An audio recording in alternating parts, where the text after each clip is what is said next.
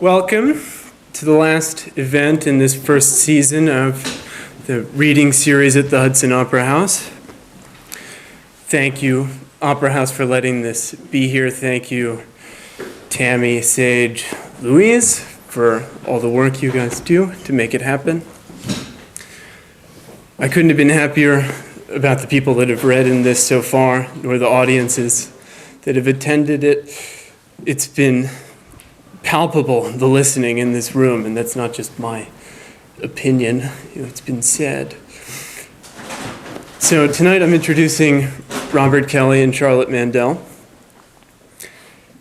And my first knowledge of them, not knowing who they were, I acquired 2 books in high school. One of them was Robert's Lapis, the other one Charlotte's translation of Proust's Le Moine Affaire.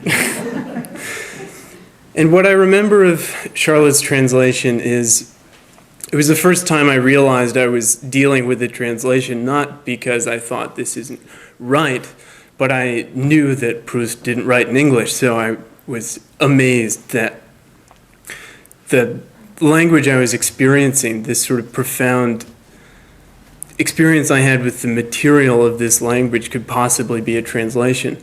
Because before then I thought a translation just meant something that's equally bad English. So, and I still sort of carry that feeling about when I read Charlotte's translations. There's there's an art to it, and so I don't really have to say that much more about it because I feel profoundly about it. Robert's Lapis, I didn't understand a word of, really. And it's strange that I read the entire book. It's amazing that something can be accessible to someone who doesn't understand any of what's in it. I've read it since then, and it's replete with things I now understand and a lot that I still don't. But you can imagine that I was surprised to discover that these 2 people who lived on my bookshelf actually lived together in real life. And I was again surprised to learn that they've never given a public reading together as a duo. So I'm honored to present them tonight. And Charlotte will be reading first, and then we'll have an intermission where I move that to here, and then Robert will read. So, Charlotte Mandell.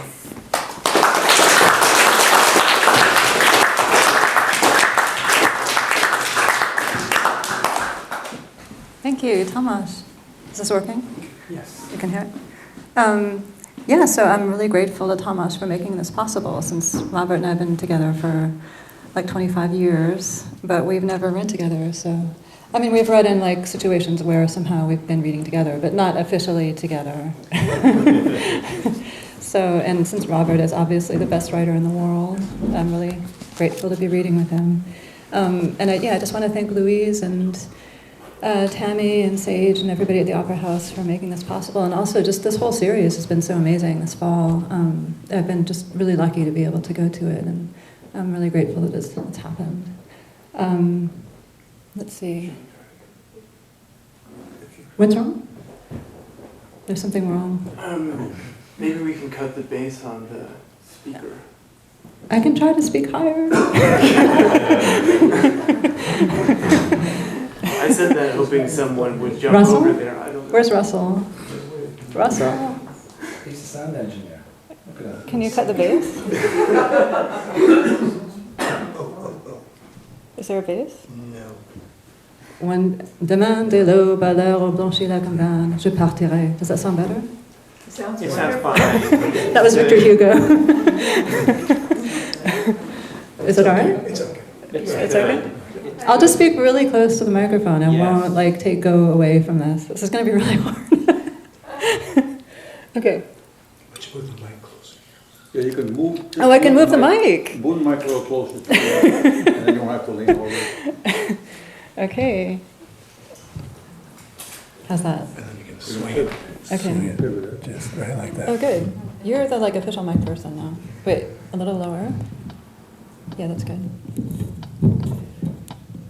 How's that? I can be like Serge Gainsbourg. As good as it could be. Okay.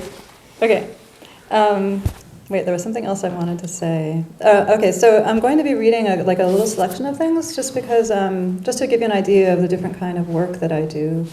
It'll all be sort of different. And I'm going to start out with the first book that I translated when I graduated from Bard. It's called The Tombeau of Ibn Arabi. It's by Abdelwahab Meddeb. And it was, published in 1995 in England by a magazine called Tamas, which doesn't exist anymore. So this is a republication of that magazine. This was published by Fordham University Press recently, but I translated it when I was 24 or something. And this was my first published translation when I got out of college. Abdelwahab Meddeb was a friend of Pierre Joris, who is a friend of Tamas also, and Robert. And so he introduced me to his work, and I kind of fell in love with this book. It's inspired by the great Sufi poet Ibn Arabi, and also by Dante's La Vita Nuova, the love poem. I'm just going to read a few sections of this, and then I'll go to something else. Wait, I have glasses. This is exciting. I hardly ever give readings with glasses. Okay.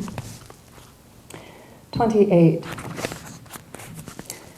I take the path that leads to the garden of error. I play with names behind the grove of truth. I drink where the child gathers up his dice. I hide in the thicket where the gazelle trembles. The wolf drowns the shepherd's song. A breeze dusts my body.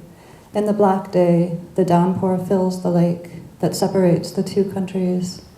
In a Cimmerian goblet, I drink a wine preserved in an amphora of clay, buried underground for millennia. The ancient goblet, fossil from paradise, gives off a breath that I scent as deadly. 29. I wandered, lost, one. I laugh, cry, alone, in the road, exulting. In the practice, keeping watch. In the morning, at rest, after movement. I drop the bridle, unearth the roots, drained of blood. I cross uncertainty, eyes open. I wreathe the nightmare. From my spittle, I pull out the thread, which unravels my body. My form disappears, my soul remains, outside of its carcass, in the prison of cause, which abrogates sight. I walk on filth, palpable in my nothingness.